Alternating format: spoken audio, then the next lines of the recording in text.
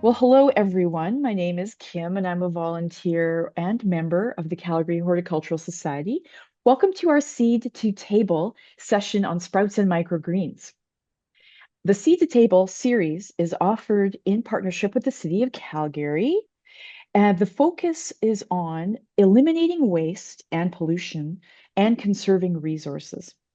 A shift from a throwaway mindset to one that extends the life cycle of goods, food, and resources through better design and continuous reuse so nothing goes to waste. The Seed to Table series is a low input growing initiative that goes through each of the steps required in a gardening journey. The classes and resources in this series will help you to become increasingly self sufficient, save money, and reduce waste. Before we get started, I would like to share the Society's land acknowledgement. We respectfully acknowledge the enduring and active relationship of Indigenous people with this land, specifically the area in which we inhabit today, also known as the traditional territories of the people of Treaty 7. The Society, as an organization, is focused on the well being of the land, and we endeavor to honor Indigenous, Inuit, Métis rights and the relationships with the land, and the ability for all to grow, live, work, and play within this territory. Thank you. I would like to now introduce our instructor, Joanna Tschudy.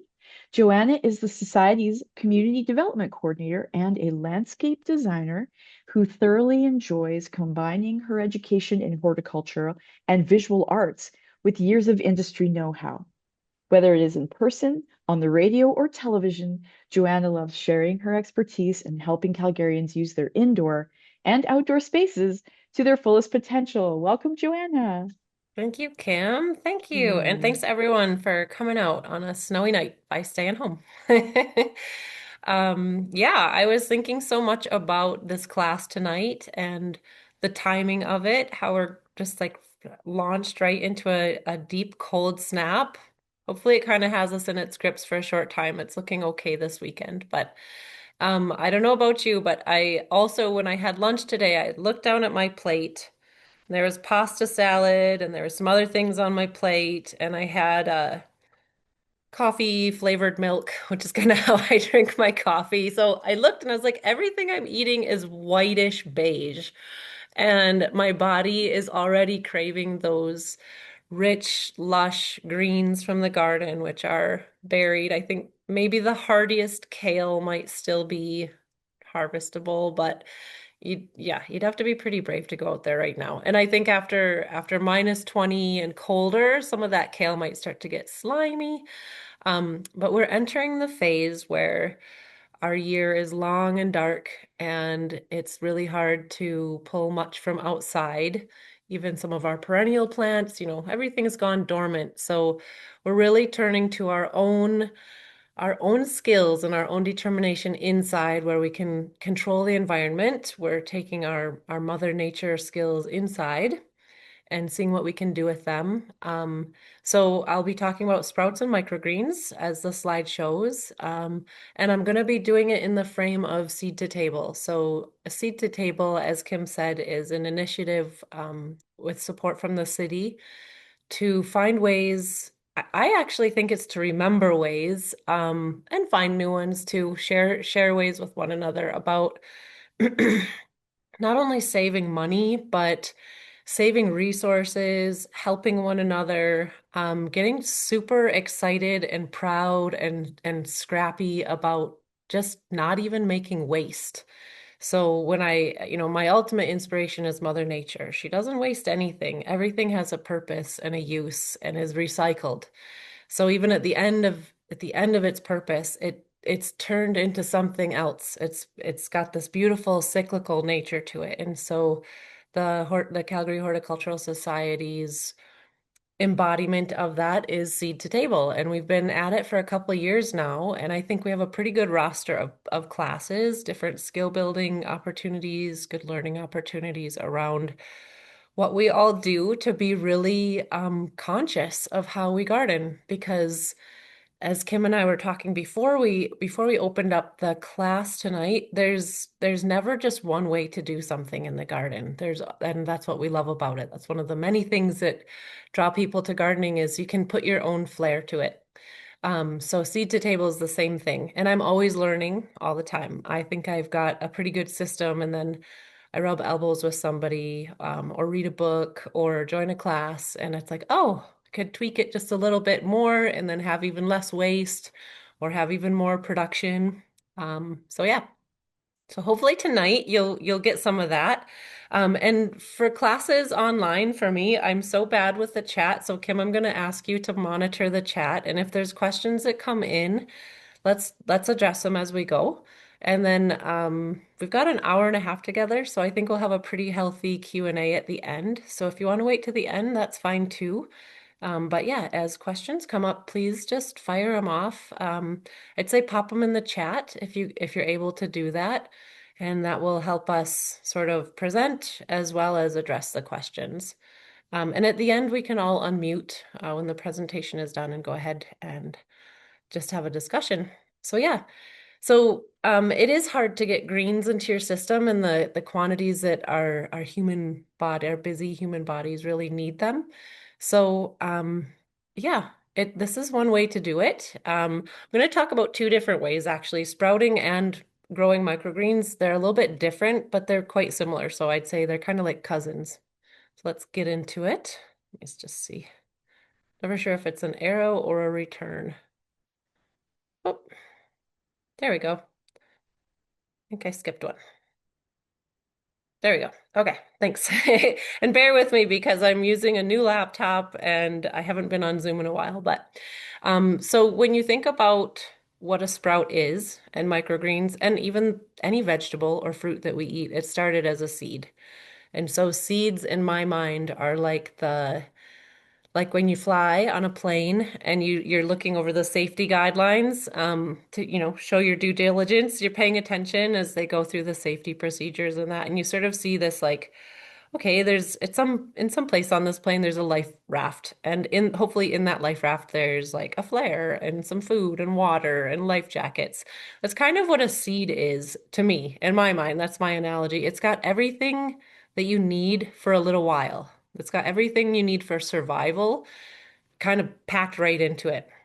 So it's this beautiful little capsule of life, but it won't sustain itself beyond those little power packs that are already inside of it. So the embryo, the baby seed, when it opens, it's got enough built in to give it that oomph, that start. And then that's where Mother Nature or us humans, if we're stepping into that role, that's where we step in and we start to supplement some of those survival pieces like water. The water that it has built in won't last forever. There is some moisture in seeds. That's why when we deny them of the things they need to grow, they last. We can store them. They'll need sunlight, which is a source of energy.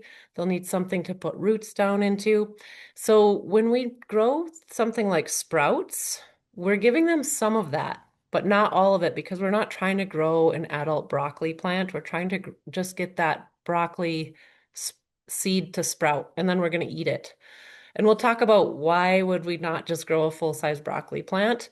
There's many reasons for all these things, and humans like to tinker and do all kinds of stuff. So yeah, so we'll get into it a little bit there. But seeds have needs, and when we're storing them, we're denying them of those needs because we don't want that life raft to open up. We want it to stay packed down tight till we're ready to grow it or till conditions are favorable that it's easy to grow it. So I wouldn't go plant seeds outside right now because conditions are not favorable. But I might start to grow seeds outside in February if they're the right kind of seeds, say for winter sowing. And that's a whole nother class that you can take, and it's really fun. Have a look at what winter sowing is if you've never done it or you're not familiar with it. It's a really cool way to grow a lot of perennial, especially native perennial plants. But generally speaking, like in these photos, you see tomatoes, you see some nasturtium seeds. These seeds I wouldn't start to ask to open up and risk everything until the conditions are easier for me to manage or to introduce. And that would be March for the tomato seeds and probably the earliest I could outside for the nasturtium. So, um, sprouting is like working with Mother Nature, but taking on more of her role than is likely in the growing season because you're doing this most likely inside. We'd be doing it inside now because it's too cold to sprout stuff outside. So, and we know seeds because like we eat the vegetables of them, but we also eat a lot of seeds just as they are. So, think of things like chickpeas. When you eat hummus, you're eating seeds, like straight seeds. They haven't been sprouted. Um, of course, they do come from a plant, but you're not eating the whole plant. So a lot of the time we're eating seeds like corn. This picture shows some of my favorite seeds to eat directly. Anytime I cut open a pumpkin, even if it's a jack-o'-lantern pumpkin, a decorative type of pumpkin, I eat the seeds because they're delicious and I toss them with, butter and salt and pepper and other spices and seasoning. And they're a great source of fiber, antioxidants. They have a lot of things in them, those little facets of that lifeboat that are really good for us. So I mean, it's not, I guess we're kind of robbing the seed of using them and we're taking it instead. So it's not cruel, it's sort of just opportunistic. But often, if you were to not eat the corn on the cob and you let it dry out, you let the corn seeds dry out, those kernels, depending on what type of seed it is, you could most likely replant those seeds. And so for forever and ever in human history, since we've had relationship with plants, which I think has been forever, we've been doing just that. We've been dancing that fine balance between how much do we save so that we have something to go with next season when conditions are favorable, and how much do we eat because seeds are a really crucial form of food. And so sprouts and microgreens kind of live in that happy medium between the saving part because we do start with dry seeds. So the sprouting seeds have been stored for a while. And then we are growing them out, but not all the way to the mature length of that plant's life cycle. So yeah, we're treating them in the storage way and we're treating them in the food way. So we're kind of mixing and matching as we do sprouts. So sprouts, like people ask, like, well, mainly my teenage sons ask why bother eating sprouts. They know by now because I've fully indoctrinated them in all things green. Um, but there's many other reasons, and whether your kids like it or not, and generally they actually do.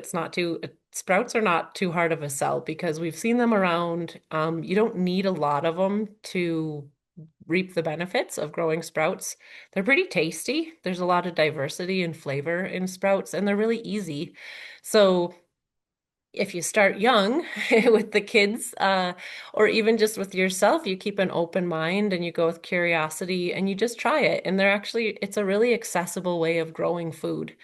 You don't need a ton of, this is where that seed to table component comes in. You don't need the Cadillac of Cadillacs. You can go get a sprouting tray. You can get these beautiful terracotta stackable sprouting trays that are amazing, and they are. But you can also just do it with an old jar that you have. You can use what you have on hand, so you don't need to go spend a lot of money to produce food. And it's pretty clean and quick and easy. What I love the most about sprouts is just what I talked about in the beginning. So I'm eating beige food today. I guess I'm kind of trying to like pump in the carbs and lay on some fat for winter. Um, but maybe not everyone's trying to do that. So sprouts are a really healthy way of introducing all those beautiful things, reasons why we eat seeds to begin with, those antioxidants, those fibers that just do our body good, especially as maybe we're eating more rich, more dense foods in the winter. We tend to be pretty carb heavy in the winter, because that's what's available, and hopefully we're eating our root vegetables and we're eating, the vegetables from the garden that we've preserved. But you're not getting a ton of fresh produce. And it's expense is another thing. I think probably the cost of things and the ability to be thrifty and resourceful fuels a lot of the decisions I make in life, and I know that's probably true for a lot of folks. Times can be really tough. Um, and you think, how can I make my dollars stretch as far as possible?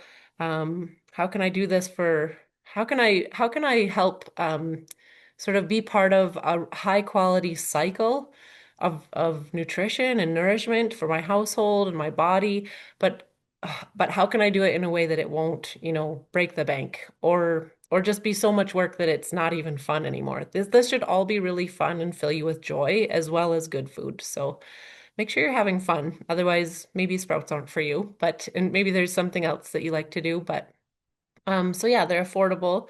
They're really quick. I grew some sprouts. I'll show you a little closer later, but started these less than a week ago. I'd like to sun them up a little bit more, but we've had some overcast days, so they aren't as green as I would like them for this class, but that's where I got to.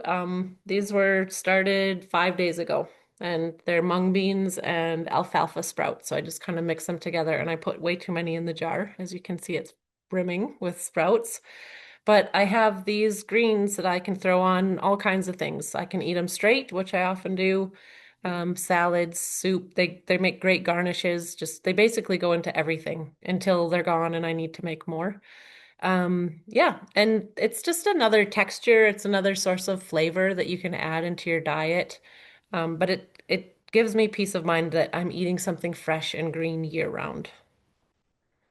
So let's get into how you do sprouts because like with most gardening, I find a lot of people feel really nervous about new things, and I understand that. There's definitely things that I have I'm excited to learn, but I'm also a little bit nervous because what if I do it wrong? Or I read an article about salmonella poisoning, or there was a maybe you hear about a recall on sprouts. And so these are all really important things to pay attention to, but don't let them stop you from exploring and experimenting.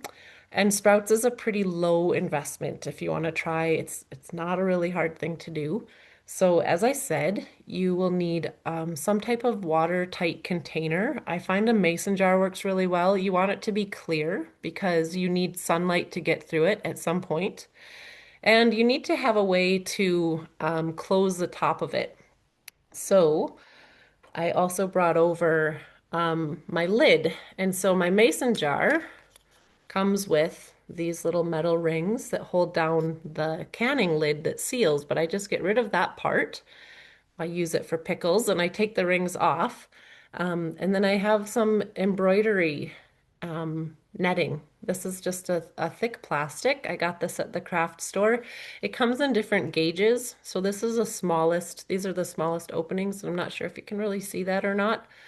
What else works? You can use cheesecloth, although I find you have to double or almost like quadruple the layers because some seeds are very small. Alfalfa seeds can go right through some of the screens that you might use for sprouting. You can spend money on a a very particular specific sprouting jar lid.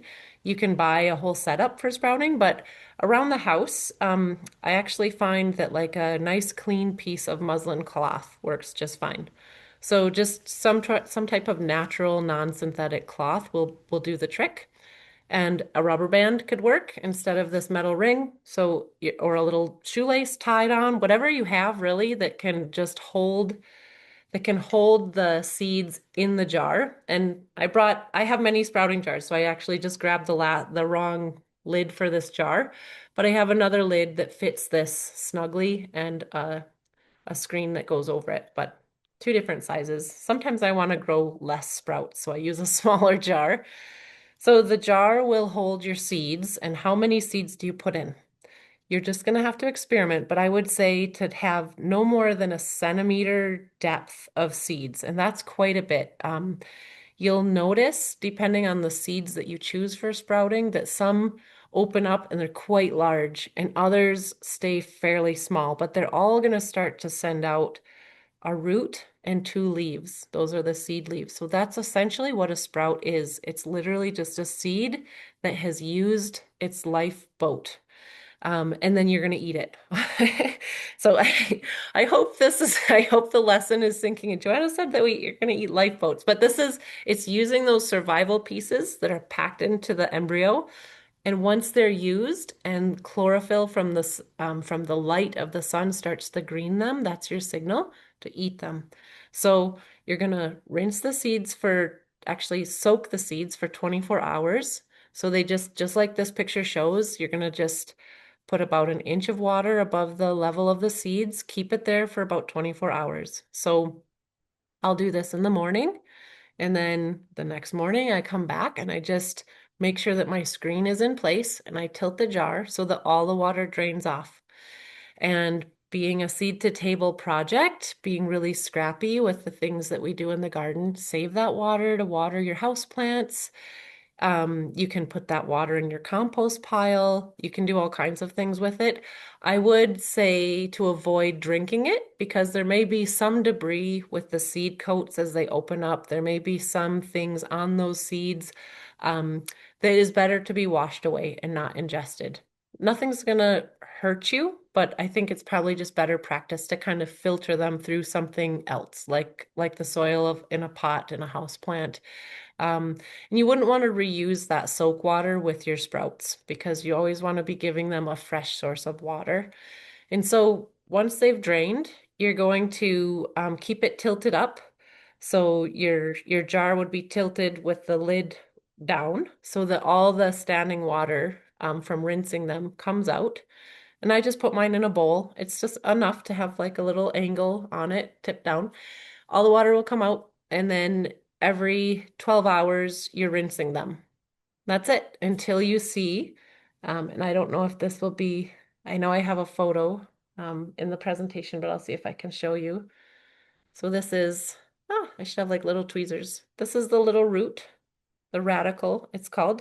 So you'll get a root and you'll get eventually the cotyledons. Those are the baby leaves. They'll open up and they're like little solar panels and they're seeking the sun.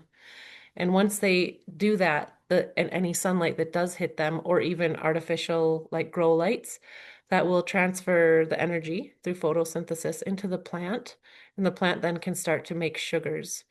The root is looking for something to go into to continue to pull supplemental nutrients up, but we're not going to give it that soil. Not as sprouts. As microgreens, we do, but I'll get into that after. So once you've rinsed and drained them, typically about a week or less, there aren't too many seeds that take more than a week to sprout that we want to eat. Um, you'll be putting them in direct sunlight for the last 3 or 4 rinse and drain cycles, and then they're ready to eat. So if you can't eat them all in one go, you'll want to cover them with a solid lid. I usually take them out of the jar. I would take this out of this jar and put them in a Tupperware container, or any type of food storage container that's mostly airtight, and pop it in the fridge. And you're going to want to eat them within a week. So you don't want to leave them too long because just like any fresh green, they'll start to get a little slimy and go past their prime. So the sooner you can eat them, the better. But if you can't eat them all in one go, just put them in the fridge. All right, so this kind of just runs through what that looks like. So you can see the photo in the middle is a sprouting setup. So you can absolutely go out and buy something like that. The picture on the left-hand side, that's my sprouting setup. That's just what I have. That's the same exact lid right here. And I can tilt that jar up into a bowl. And the picture on the far right shows the finished sprouts. Those look like alfalfa sprouts to me. So they've greened up. You'll start to see the leaves turn pretty green and they're ready to eat. So sprouts are just that easy. Um, there's stuff that happens when you're sprouting seeds, when you're acting like Mother Nature, that might go past freshness. So when you add humidity and you add warmth, sometimes there's other things happening, that maybe there's some bacteria on the coat of the seed. Maybe there's, something in the air that, or maybe there's something in the jar, or maybe, something gets rinsed down in there that can be a little bit of a contaminant. you tend to not see these issues come up in the home sprouting setup. We see recalls and we see like bacterial, um, I don't know, I don't know what you would call it, like outbreaks or something with sprouts when they do a recall because they're doing them in mass. So it's in a manufactured environment. It's in a huge warehouse or they've got, a hydroponic setup or something. They're doing it on a large scale for mass production. And that's where things can get out of control quickly. Um, just use your senses. I always encourage people to not be scared, just be aware. And so if it doesn't smell right, like it really doesn't smell right, you don't eat it. And this is true for most things. I mean, there are some stinky foods out there, but most things you can tell if it's off. If it's really slimy to the touch, maybe it even has like stickiness to it, you know that it's gone off. And it would be the same thing that you would see in, like, if you've ever bought like baby lettuce in a clamshell, especially when they're in those plastic containers, they tend to go bad really quickly, and you can smell it. Smells a little stinky. The edges of the leaves might be kind of brown, dried, or slimy. So yeah, just if you see things are off and you're using your senses, you're using your sight, touch it, smell it, those should give you good clues. And a way around that is to ensure that everything you're using is really clean right from the get-go and it stays that way. So make sure your jar, run some boiling water through it or do a nice hot soapy rinse on everything. I sometimes will boil mine just periodically. I think just running them through the dishwasher is great, but if you want to be extra cautious, you can run some boiling water through them, let it cool to room temperature, and then start your sproutings. Um, Start with high quality seeds. That also helps a lot. That helps, and I'm also going to encourage you to just try lots of different seeds, but using high quality seeds that are meant for sprouting can deter a lot of the issues because the folks who are growing out those seeds and packaging them know exactly what they're going to be used for. And so you can look for companies like Mums. There's all kinds of other companies out there that sell seeds, particularly for sprouting. So we're going to know that they're not treated. Um, Most likely they're from Canada, which these are. It says right on the back, product of Canada. And then there's all kinds of information on there too to help you have success in your sprouting adventures. So if you are using your senses, you've got a keen eye, you've just, taken this class, maybe you've read some books, you've tried this out, you might see some whiteness and it'll look like mold, but I really encourage you to not only use your senses, but get really close up, like get down in there, maybe even use a magnifying glass. Because oftentimes, and you'll see this more with microgreens than sprouts, if you see white fuzzy bits like this all over your sprouts, that's probably mold. You're going to sniff it, you're going to touch them. If it's slimy, they're probably better to go into the compost. But on microgreens, there's another element of potential, like a vehicle potential for bacteria or molds, fungus. So that's the soil. In sprouts, we're not using soil, so there's less chance for it. But in microgreens, you may see some of this whiteness around the base of the plant where the roots are coming out. But if you have tried and you're using all your senses and it doesn't smell bad and it's not slimy, you might realize that sometimes what looks like mold is actually very small root hairs. And the picture on the left really shows that.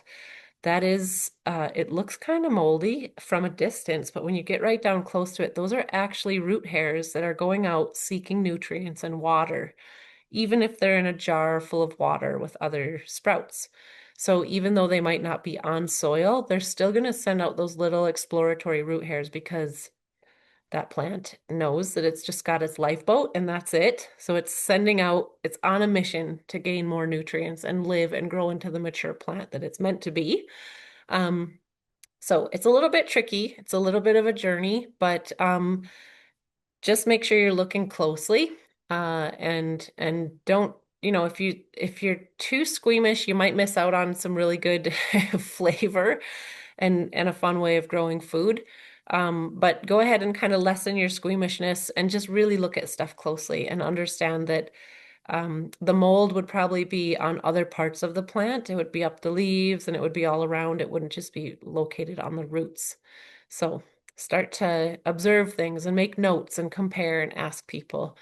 And maybe do this with other people. Say, like, let's start our sprouts at the same time and see if you're getting the same results. And if you're not, and there's some anomaly, maybe that's when you can say, oh, mine picked up some kind of fungus and now I'm going to chuck them.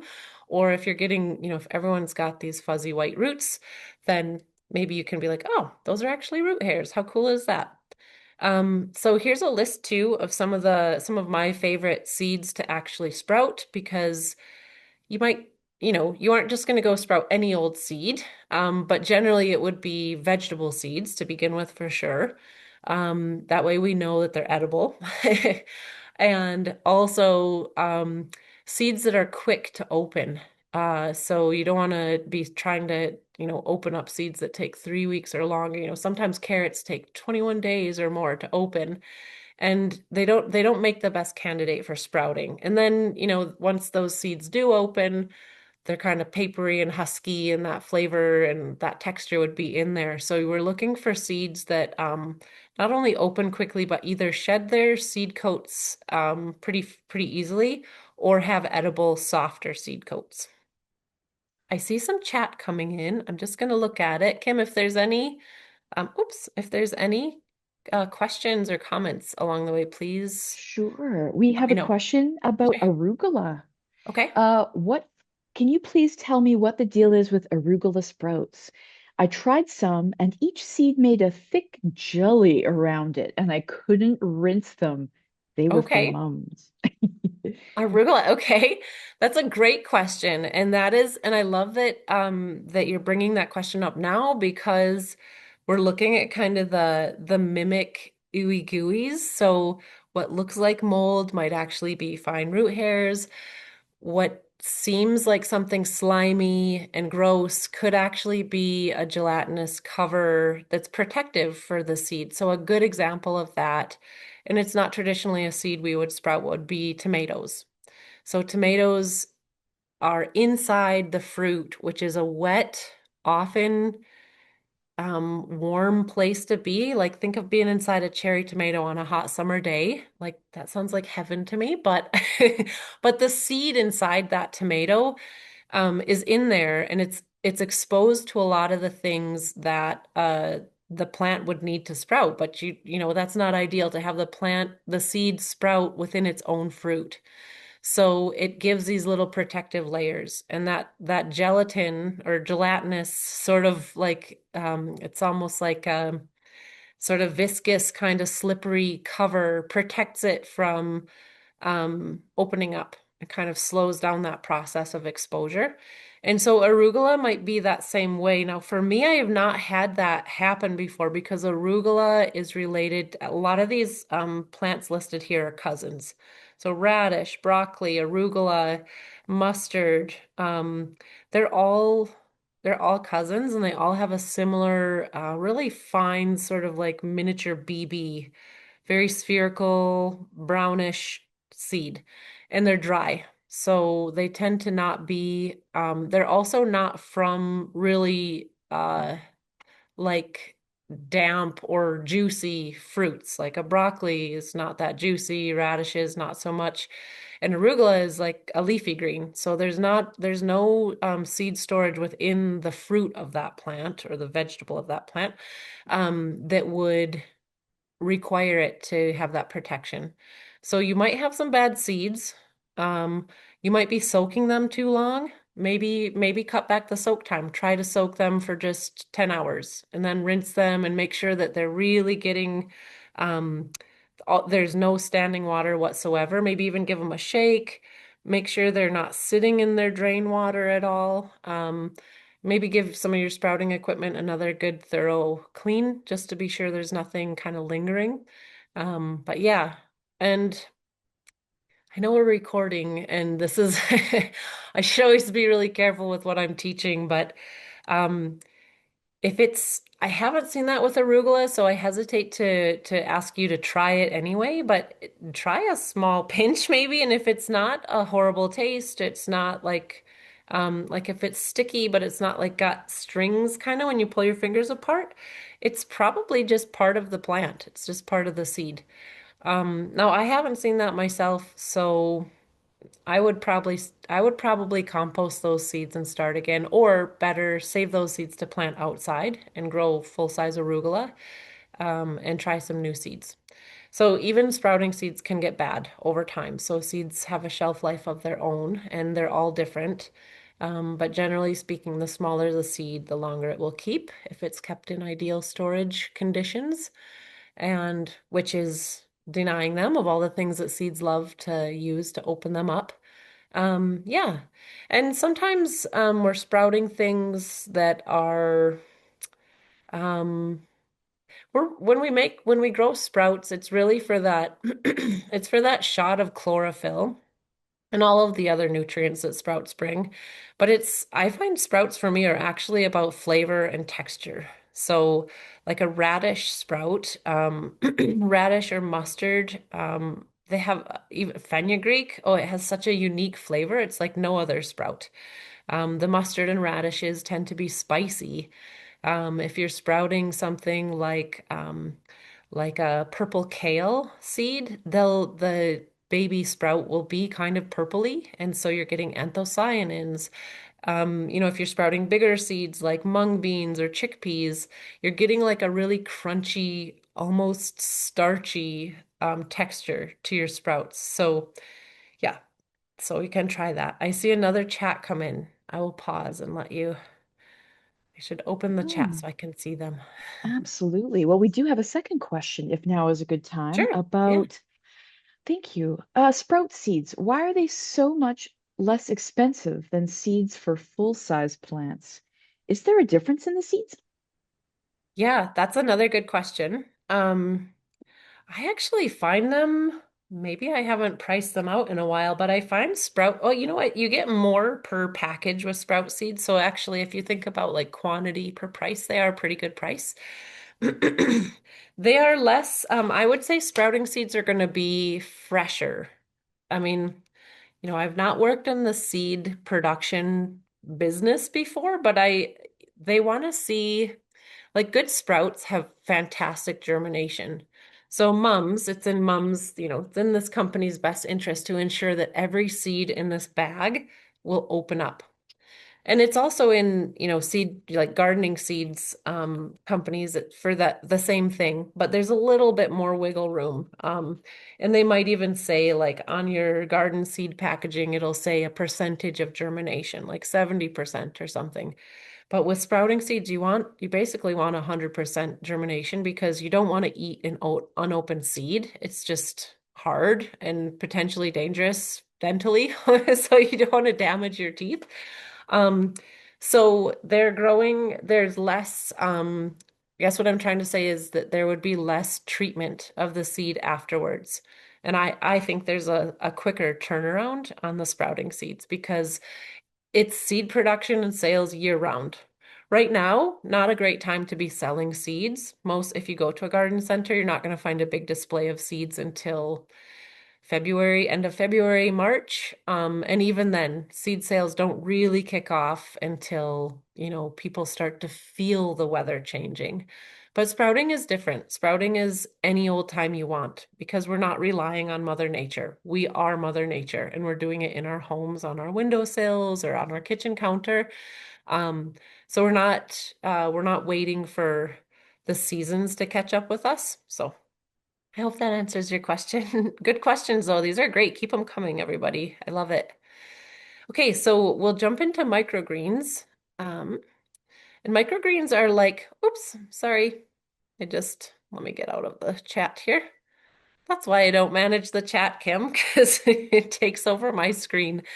Yeah, so microgreens are basically sprouts, but they're like, if the sprouts are babies, the microgreens are teenagers. So we're going to introduce another element of nutrients, which is the soil. You can absolutely do microgreens in a hydroponic way, or even in another growing medium besides soil, but soil is kind of generally the most accessible. Um, yeah. So microgreens, again, why would you grow a tray of broccoli seeds when you could just grow broccoli? Well, again, it's the same reasoning as the sprouts, but for me, on December 11th, to start growing one broccoli plant, and we've got really low, like very few daylight hours compared to summer. I'm working really hard to keep a consistent warm temperature in my house. It's really drafty too. So it's not dependably warm. Most of our summers aren't either, but plants have a way of adapting. And then even that soil, it's not the same thing as my compost-rich garden soil in a raised bed or my well-worked soil in ground. It's potting soil or it's some type of growing medium that might even look like a fibrous mat. So we really are taking on a big role trying to be Mother Nature.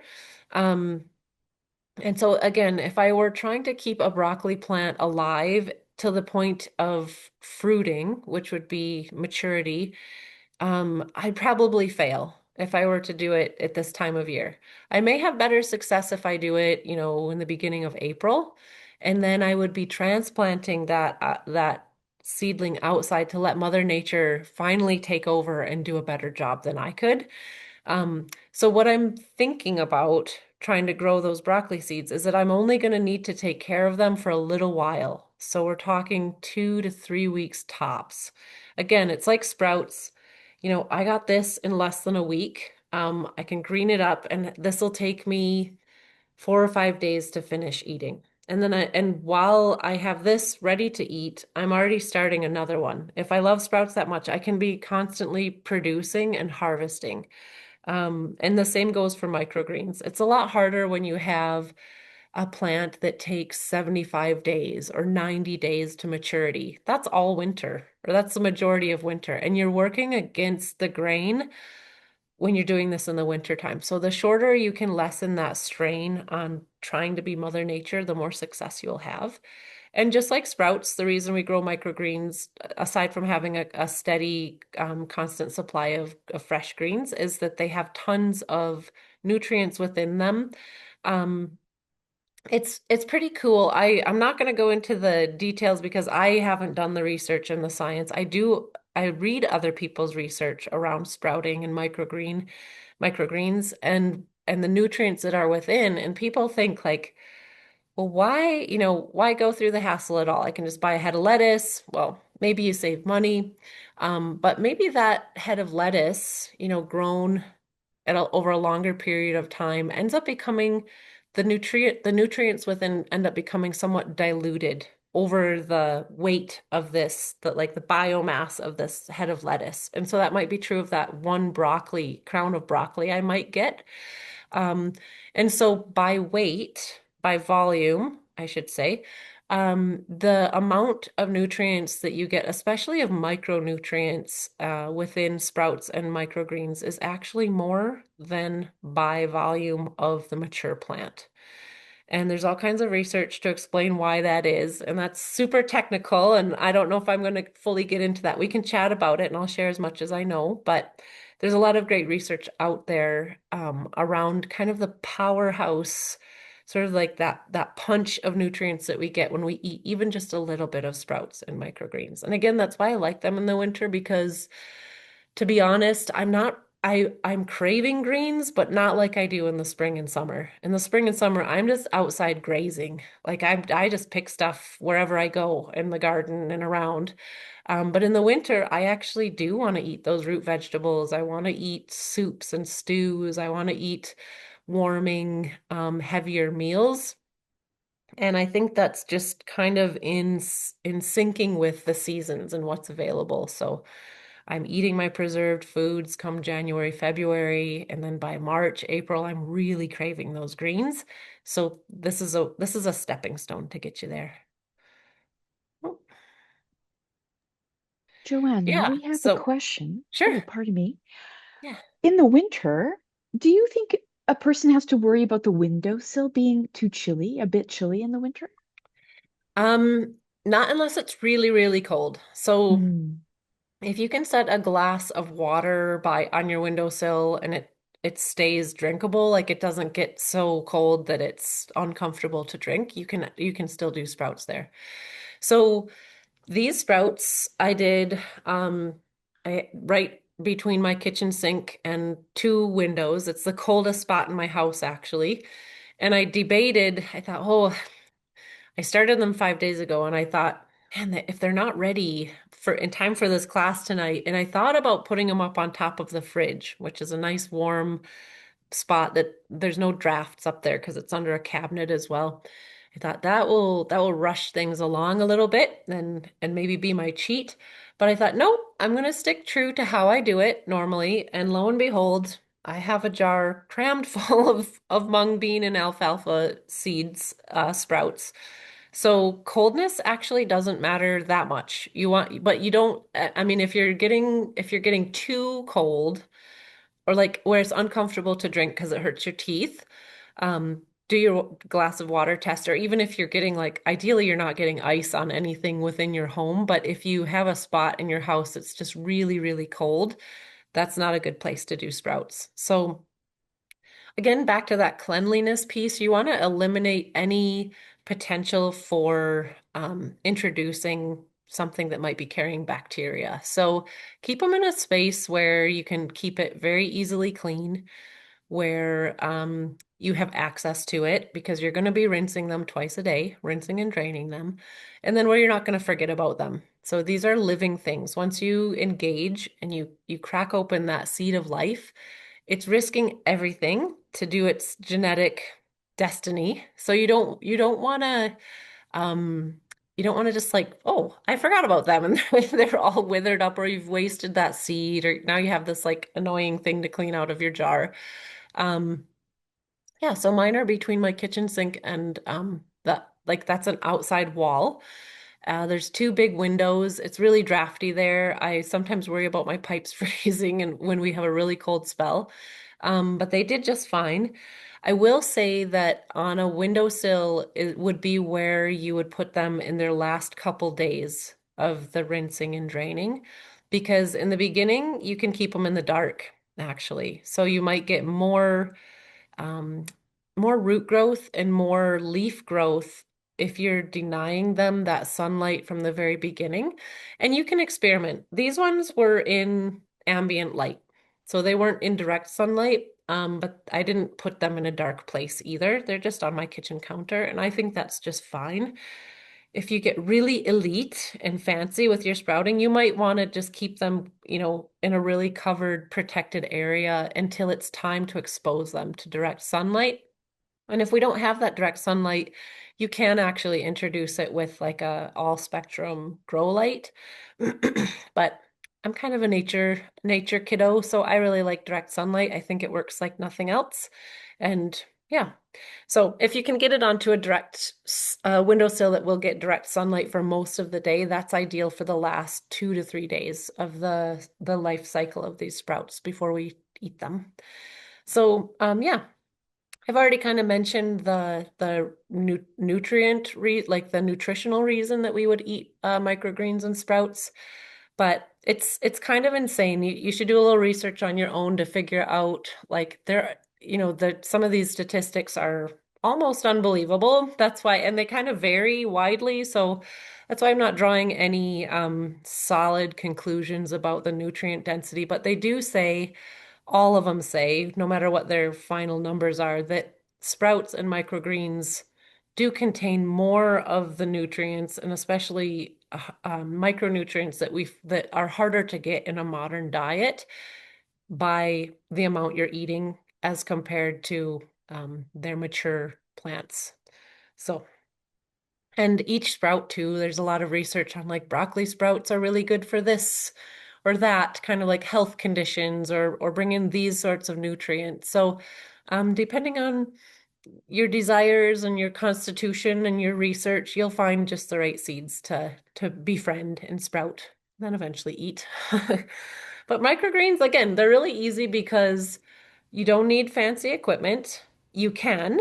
and sometimes I think for people that want to go that route, by all means go for it, especially if you're new to something.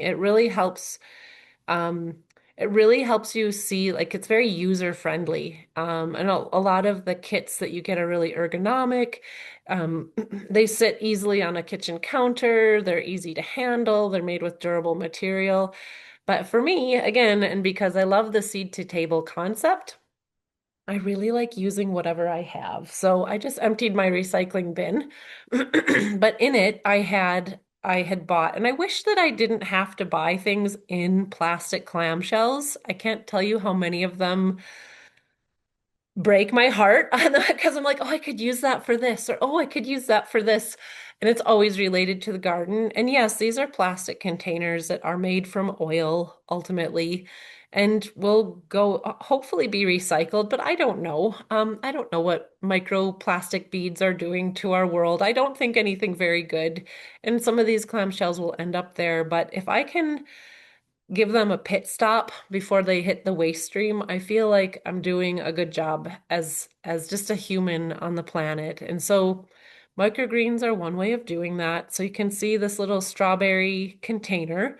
I was just saying that I had bought croissants from Costco and they come in a giant plastic clamshell, which makes an amazing microgreen tray. The best are the ones that have drain holes on the bottom and a solid lid because you can take that lid off and that becomes your catch tray for the part that has the drain holes. So if you can find something like this strawberry packaging, and you can cut the lid off, oftentimes the lid will be solid, and so they make a really great tray because you are going to be putting moisture in the soil. So you don't want to have those drain holes on, let's say, like a wooden table or something that would soak up that moisture and become damaged.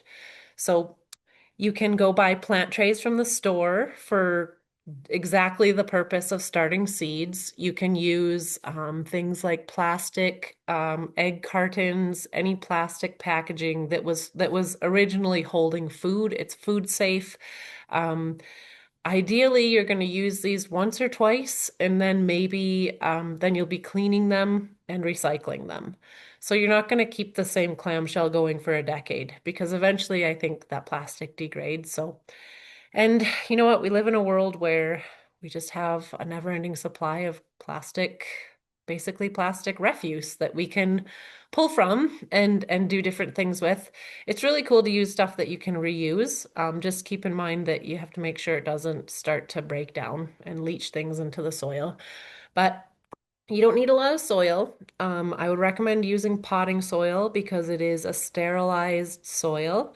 If you use something you dig out of the ground outside or from your compost pile, there are galaxies of microscopic hitchhikers in there that are cool outside and probably not so cool inside.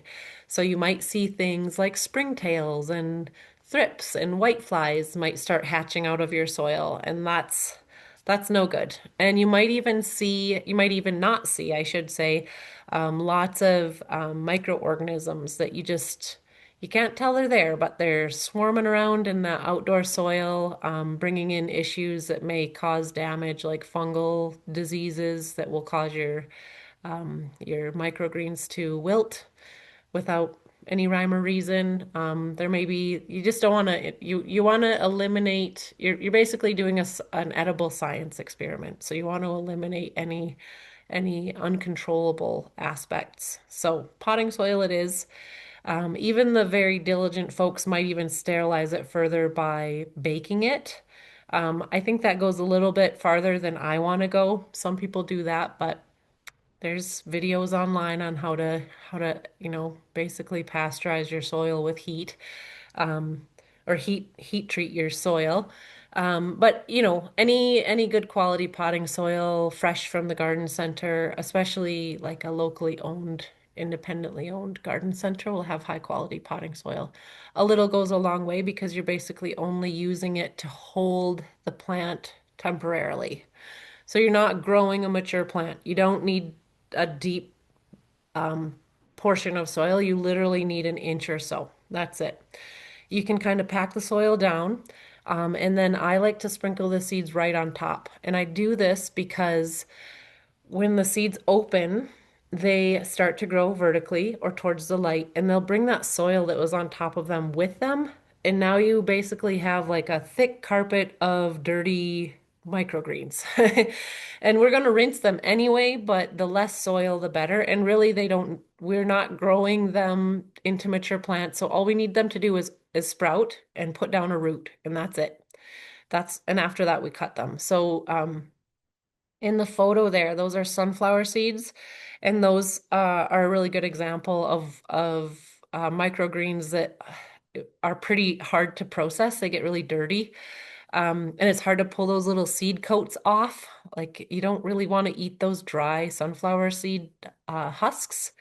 Um, so they're a little bit harder to process, but lay them on top, and then you're going to just basically sprinkle or lightly spray a little water over everything. And this is where a little bit of warmth and less drafty spaces really do wonders. So you might not want to keep your microgreens on your kitchen counter, but you could put them, say, near a heat vent, but cover them. So you can cover them with another clamshell of a similar size, and you're basically creating sort of a micro environment like a mini greenhouse. And that will keep some of the drafts away. It'll keep cool air off of them, and it'll just hasten their sprouting. And when that happens, you're going to keep it somewhat damp, and we're talking like the wetness of a wrung out sponge or even slightly drier. You're really just getting these seeds to sprout, put down a root, and that's it. So you don't want to overwater them. Um, Oh, good question. How wet does the soil have to be before sowing? Um, I tend to not wet the soil at all before I put the seeds down. You could do that. That's not a bad idea at all. I'm already learning something from you guys. So if you want to moisten the soil before you put seeds on it, by all means, that's a good technique. I'm just maybe like a little bit too, I don't know, fast or lazy. I don't know what it would be. I just have always kind of thrown the seeds on and misted them. And I figure, well, there it is. I did it all in one go. But you could absolutely do that. You could dampen the soil, throw the seeds on there and leave it. You'd cover it or put it in a warmer space. And in this case, you can either start them in the dark or the sunlight. Generally speaking, the sunlight will speed up the sprouting process. And then, I mean, this is like microgreens in 7 steps, and then you cut them and eat them. So let's have a look at the next picture because it might be a little bit hard to see. But this picture on the left with the scissors shows it. So they've just planted them in a little plant pot tray, and you can see there's quite a bit of plant left in that pot. And that's your own preference. So you're going to leave the root behind and of course a portion of the stem, and then what's in the bowl closest to us there is what you would eat. And that is essentially a rootless sprout. So it's up to you, excuse me, it's up to you whether you do sprouts or microgreens or both. I find microgreens tend to be more uniformly I don't know the right word. Like the texture is the same. Whereas with sprouts, you tend to have a bit more of the seed coat involved in the eating part. So, for example, I'm just going to pull up some of these. Let me just pull up one of my these are my sprouts, and I can already, with the mung beans, and I like to eat these. This is the seed coat. So this is the lifeboat that is now totally spent. And so a microgreen generally doesn't have the lifeboat anymore. It's been shed or it just doesn't come off when you cut it. Um, and in that case, you're getting a little less fiber. But I think generally speaking, the spent seed coat is basically that. It's mostly fiber. So sprouts tend to have a little bit more crunch, a little bit more variety in texture. Microgreens are almost more for like their delicateness, like they have a more consistent texture, and then maybe the flavor shines through a little bit more because there's no variety interrupting it. And then just like sprouts, they go right on whatever you like to eat. I would say they're really good as fresh as you can keep them. So you would never want to cook down or stew down sprouts or microgreens because you're just cooking out all of the nutrients that you worked so hard to grow in the first place. So you can see them in this beautiful bowl of soup. They're just a garnish. So I mean they're an edible garnish and they're full of nutrition, but they're the first thing that you would eat, and they wouldn't be in the broth for too long. So yeah, so you could just use them that way. They go on sandwiches, they go on salads. Yeah. And I'm just gonna see here. It looks like, is there one more question? Do you use the same seeds for Mm. both methods or do you need different seeds? Another great question. I use the same ones, and I'm going to get into what seeds. Let's see. Let me advance here and see. Here's some options for microgreens. The only difference in like if you want to grow alfalfa sprouts and you want to grow alfalfa microgreens, do it. Same seed source, that's great. If you want to grow wheatgrass, for example, it doesn't make the best sprouts because you're growing wheat, which is a grain. It's a cereal. And so it's going to be this, when it sprouts, those baby leaves are going to be like, they're not going to be like what we see here, these sunflower seeds, which those look like kind of succulent and kind of, there's juicy and crunchy. It's going to be like a sheath. It's going to be like a little, it's like eating grass, literally. So it wouldn't make the best sprout. But if you're going to grow microgreens or wheat as a microgreen, again, you're going to get that sheath of the grass, but you're probably going to juice it. And so again, you or give it to your cat because cats love wheatgrass, trays of wheatgrass. But it makes a really potent, nutrient dense, really unique juice. And so a lot of people who are into juicing will introduce that into their diet, especially in the winter. And it's really easy to grow. You can grow rye, wheat, you can grow all kinds of different grasses. And generally speaking, most people would juice them because the leaf itself, it's just too much fiber. We don't have multiple stomachs like ruminants, like cows, like animals that eat grass all day long, that graze. So it can be really rough on our bellies and it can actually upset our digestion. I wanted to show, so kind of work through this list, and there's a lot of, I guess, microgreens kind of open up a little bit more diversity in seed selection.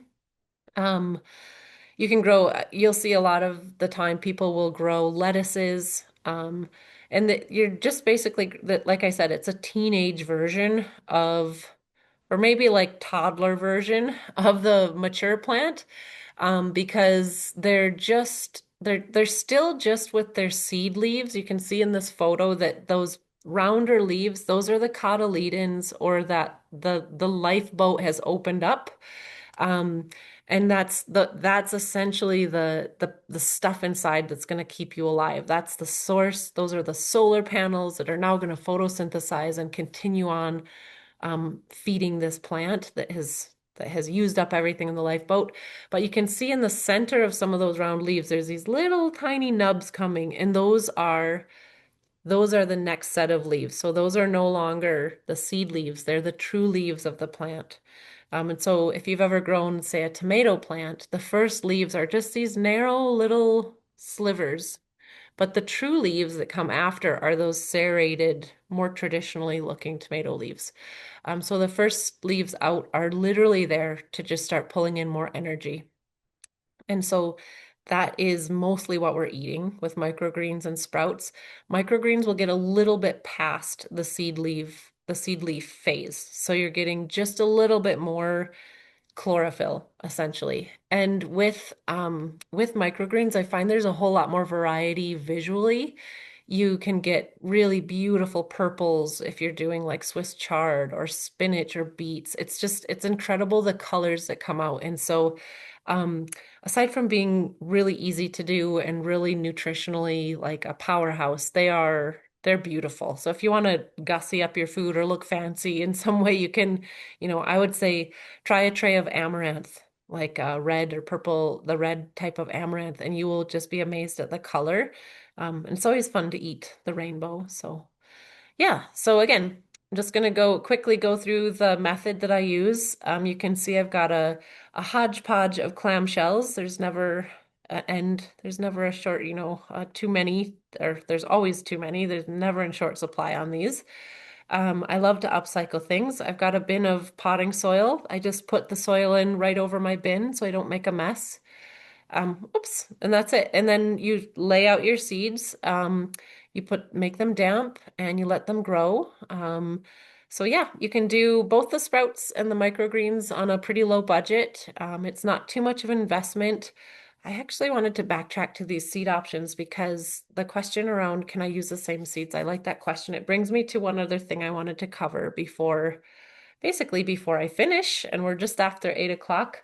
Um, I mentioned in the beginning using high quality seeds, and I absolutely stick by that, especially if you're new to this. Go out and find seeds at your garden center or often in a health food store that say sprouting seeds, ideally grown in Canada, because we want them close to home, we want them fresh, we want them ready to go.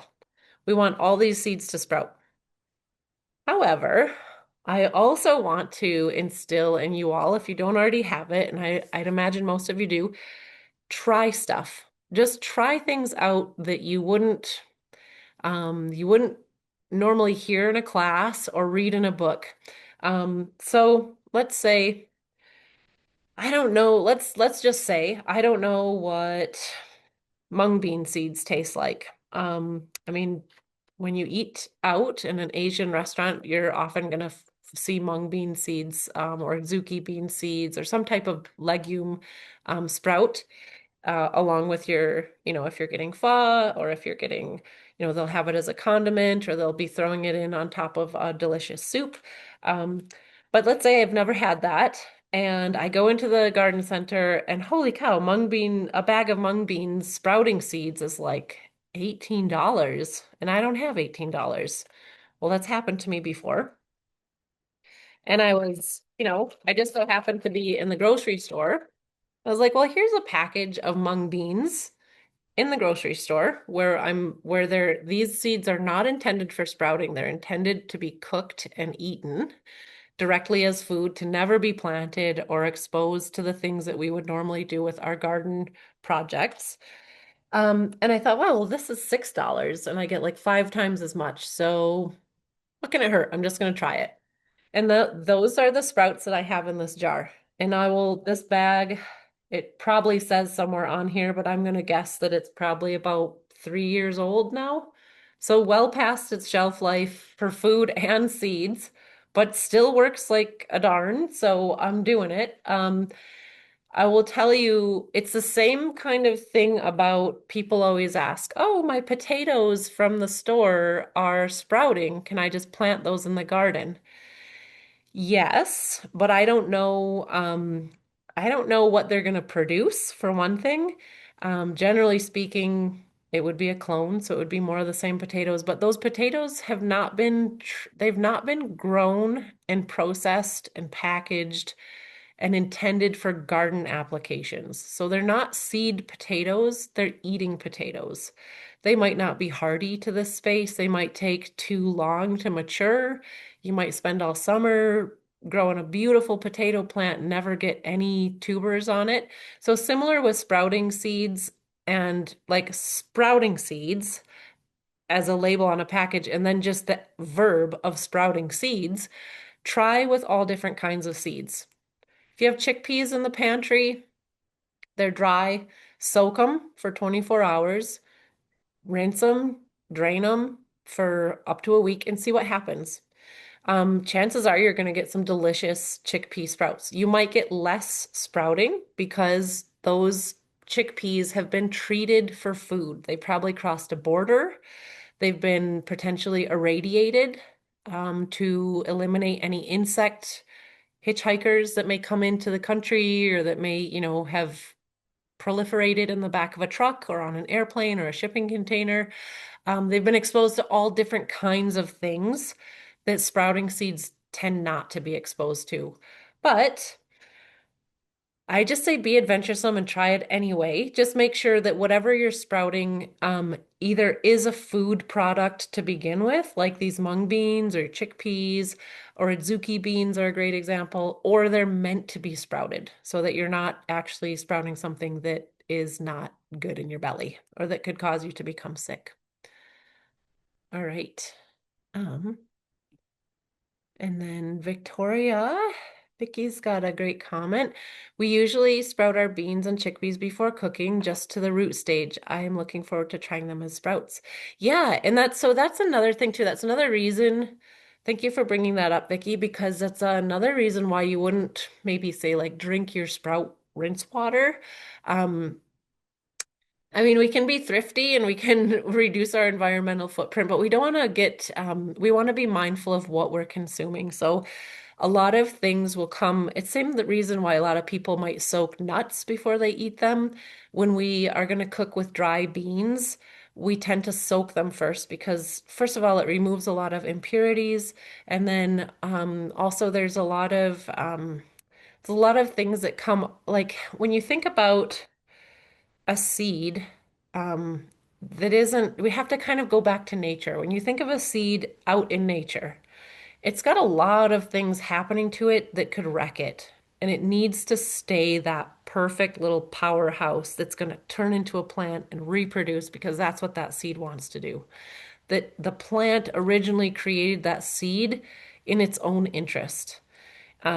It's just like thinking of a baby out in the woods all by itself. There's a lot of potential dangers. So, as amazing and intelligent as plants are, they've created all of these protections. And so that seed coat, there's a reason why we wouldn't just throw a bunch of dry beans in a bowl and start eating them because they're crunchy and they're hard and those seed coats would break our teeth. And that's a protection. That's a measure that that plant has taken to ensure that that seed, first of all, doesn't open too early when the time is not right and the conditions are not favorable and it would die, or that it doesn't get basically just consumed immediately. So we rinse them. Lots of things, I guess they kind of call them like phytochemicals, maybe some sprays. Would be a residue around things that may have gotten in contact with these plants or with the seeds can be can be washed off and put down the drain or into your compost or into your house plants where there's no opportunity to go eating anything in there. So it's a safe filter. Yeah. And then let's see. So yeah, I'm going to do a quick slide advancement here to the end. This is my last slide, so it's just a thank you. It's also a thank you to the City of Calgary for supporting the Seed to Table initiative that CalHort has launched. And I will stop sharing and we can just have a nice chat now. So um, I'll go right back to the chat and now I can actually look at it because I don't have to juggle with my presentation.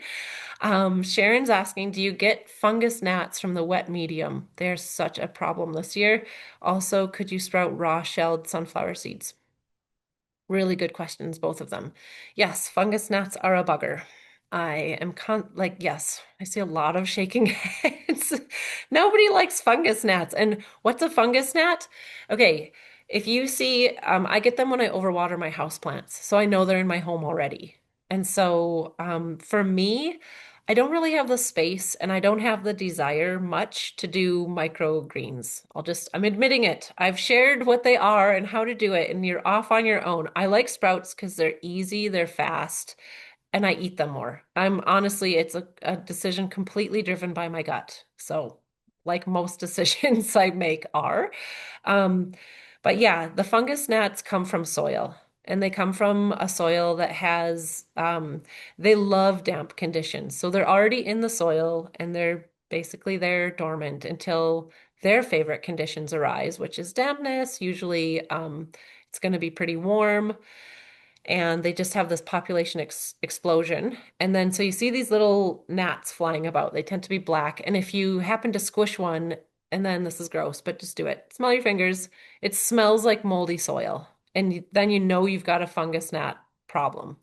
And so my best remedy for that is if you can change the soil, do that. So if you're doing microgreens, get a different bag of soil and use that.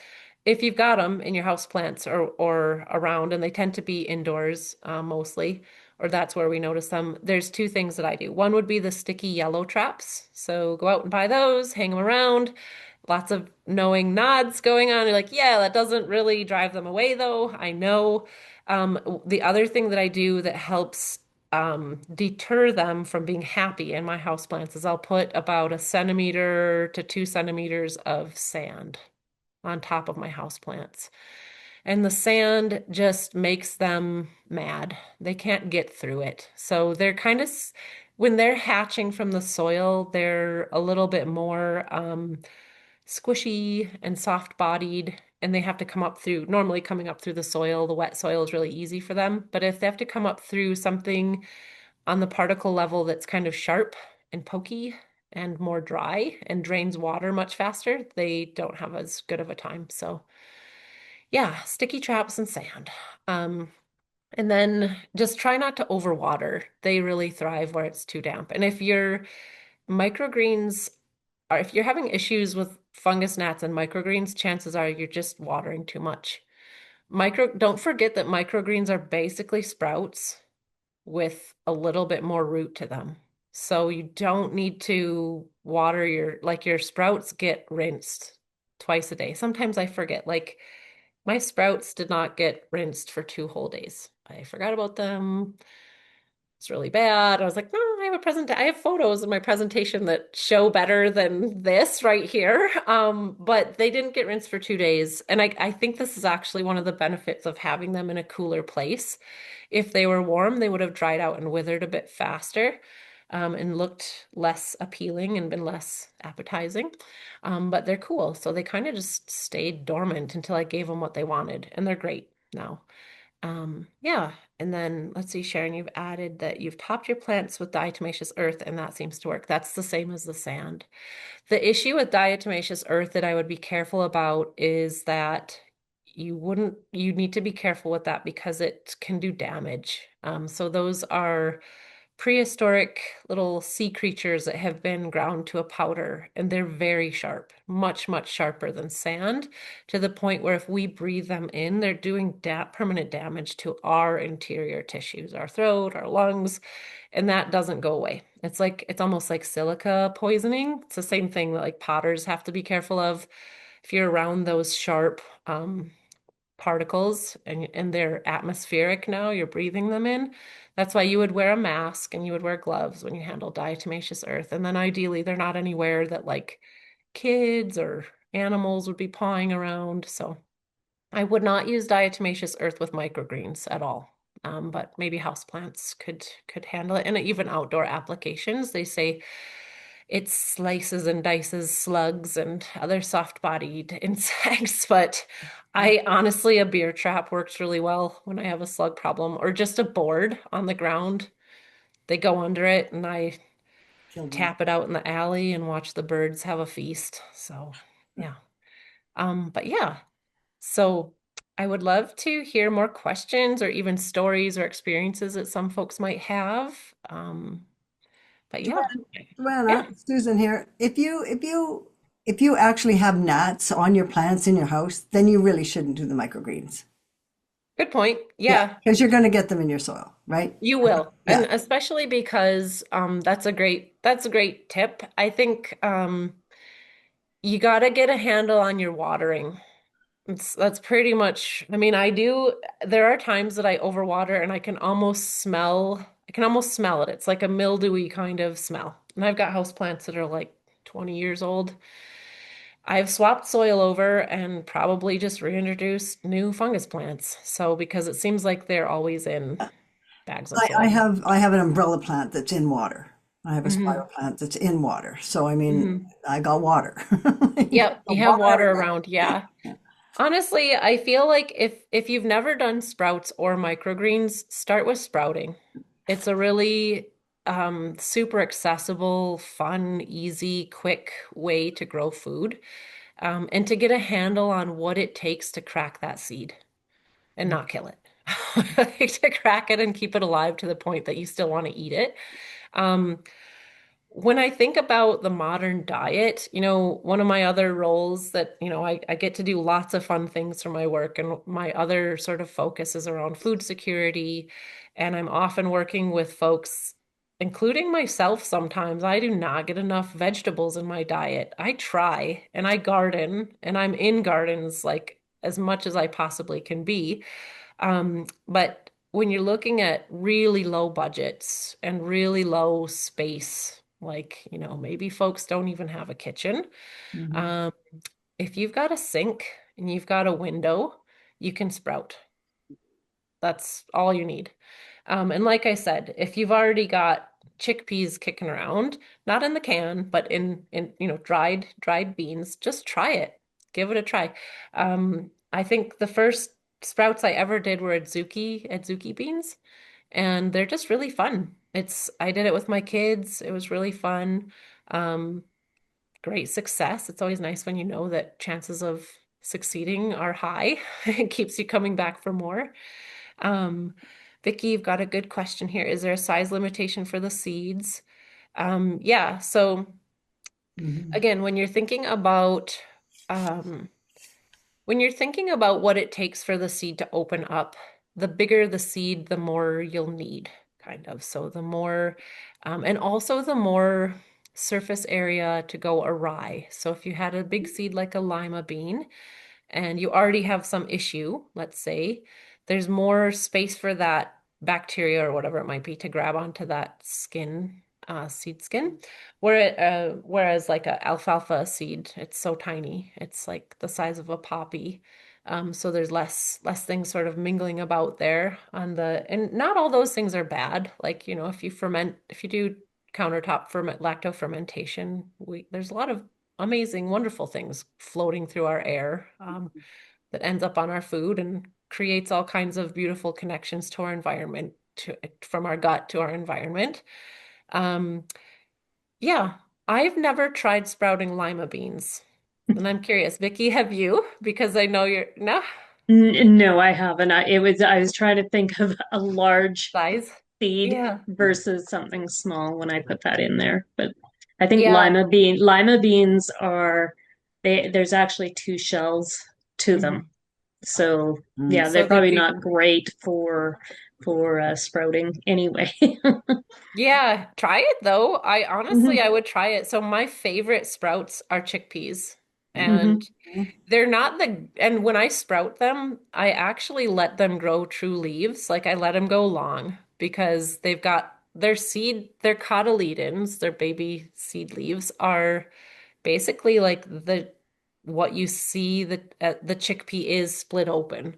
So it's really starchy and crunchy, but then it'll send out this beautiful leathery little triangle of two leaves that open. And as soon as I see that and they start to open just a little, I get the sun on them, give them a couple days in the sun, and then I know I'm getting like the reason I'm growing the sprouts is to have more greens in my diet.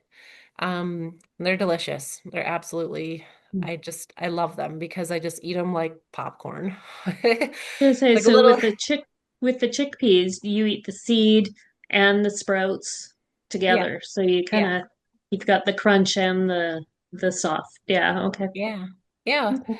Um, and like if we could, I've never had success sprouting nuts, and that brings us to your other question, Sharon, about can you sprout raw shelled sunflower seeds?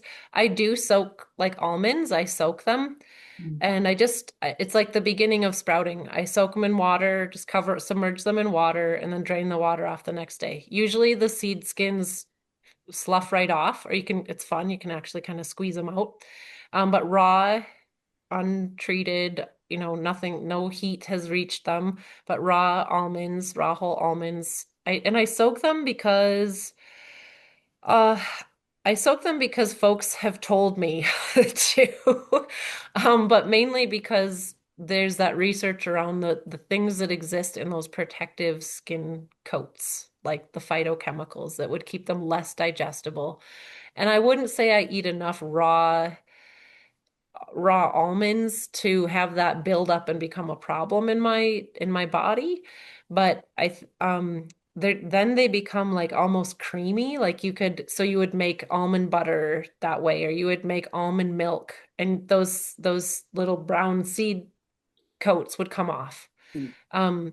I think having that extra fiber is good, but I just enjoy, but they will never grow a root. Like they won't sprout and grow a root. So you can't sprout shelled nuts or seeds. They need to have that skin coat on there because the life jacket's already been thrown away. So everything's already spent, kind of. I mean, there's still nutrition there, but it's nutrition for us as food. It's not nutrition for the plant, if that makes sense. But on your sunflower seed one, like the plants all had sunflower shells stuck on Yeah. I can just imagine that'd be really annoying Yep. to have to pick all that off. It is. It really is. So I have friends in Manitoba who are market gardeners, and in the winter they grow microgreens and sell them, and they hate their sunnies. They love them because they're their biggest sellers, but there's just a lot more processing. And so super good point though, and I didn't even talk about this. Let's say you listen to Joanna and you go out to your grocery store on the dry good aisle and you buy some cooking dried beans and you sprout them, and there's a bunch that don't sprout. So probably they're old or they've been over treated to not sprout because they want you to turn them into chili or whatever you're gonna do with them, hummus. So you can take, like, let's say that's happened here, and there are some I can see around the edges. You can't see them because maybe you can right there. There's little seeds that didn't sprout, or there's a seed husks. Like you can see those little brown bits Yep. at the top. That's alfalfa skin. I don't care. But if there's a lot of it, sometimes like when I just do alfalfa seeds, I find a lot of the seed husks drop to the bottom. So I'll tap this whole thing out into like a salad bowl, a big bowl, and I'll just submerge all of them in water. Mm. And then usually the seed husks will float. So you can kind of skim those off, and the unsprouted seeds will drop, ideally. And so you just take your hand, you just pull your successful sprouts out, dry them off. You can pat them with a kitchen towel or just kind of shake them in a colander to get the excess water out, and eat them, refrigerate them. And then if it's too much fiber from the seed husks, you can compost them. And if they're unopened, you can just separate them so that you don't have these. They'll still be kind of mushy. I don't think you're going to break a tooth, but it's just a little extra crunch you might not want. Yeah. So So, why would somebody do microgreens as opposed to sprouts? It seems like it takes up a lot more space and you don't eat the root and you leave mhm. half the stem. Like I don't understand why you would Well, want. some folks say there might be more nutrients within the upper part of the plant because they have pulled something from the soil. Oh, okay. Yeah. So, and because we like to do lots of different things, us humans, we like to tinker. So And I I'd think say they grow do it. sprouts, grow microgreens, and grow vegetables in your garden. And then you'll have all your bases covered. You'll learn a lot too. Yeah. So we're at time. Well, Kim, is there any absolutely. parting words we should share? Well, I thank you so much, Joanna. We have learned so Thank much, and I know there's more questions, but come back and see us again. you. And please, I'll put the feedback here. And again, I'll have to end the meeting, but Yeah. stay in touch with Calgary Hort, and Awesome. we'll have more. And thank Thanks, you again, Kim. Joanna, so Thank you. much. Yes. Okay, well, I Thank hope you. Thanks everyone so has a much. really good night. Thank Thank you so you. much. And thank you, Yeah. Kim. That was awesome My monitoring. pleasure. Appreciate Thanks that. a lot. Thanks Okay, for being have a good night. questions. Bye. You Stay too. warm. Take Yeah. care.